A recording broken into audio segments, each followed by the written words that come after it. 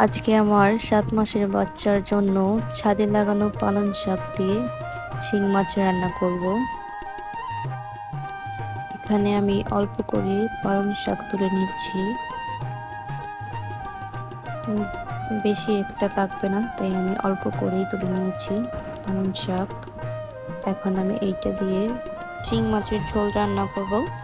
আমি এখানে শিং মাছ, রসুন, অল্প করে বাসমতি চাউল আর পালং শাক ধুয়ে নিয়েছি। এখন ঘি দিয়ে ভালোভাবে গরম করে নেব।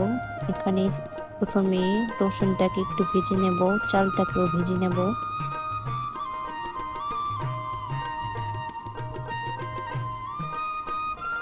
ভাজা হয়ে গেলে এটার মধ্যে আমি মাছটা দিয়ে দেব। মাছটাকেও ভালোভাবে ভেজে নেব।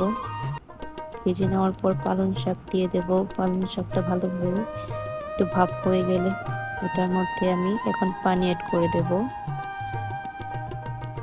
এটা এখন কিছুক্ষণের জন্য ঢেকে রেখে দেব, একাই হয়ে যাবে এটা।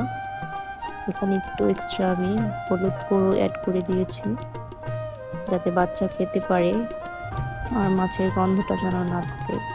এখন রসুনটা ফেলে দেব। মাছটাকে আমি ভালোভাবে বেছে নিয়ে ম্যাশ করে নেব। সাথে আমি ভাতগুলো ম্যাশ করে নেব খুব ভালোভাবে, যাতে কোনো দানাদার না থাকে। একদম মিহি করে নেব। এখানে ম্যাশ করা হয়ে গেছে। এখন আমি একটু সামান্য পানি অ্যাড করে দিয়েছিলাম, যাতে পাতলা হয়, বাচ্চা ঠিক মতো খেতে পারে। আর আমার বাচ্চাটা খুব মজা করে খেয়েছে।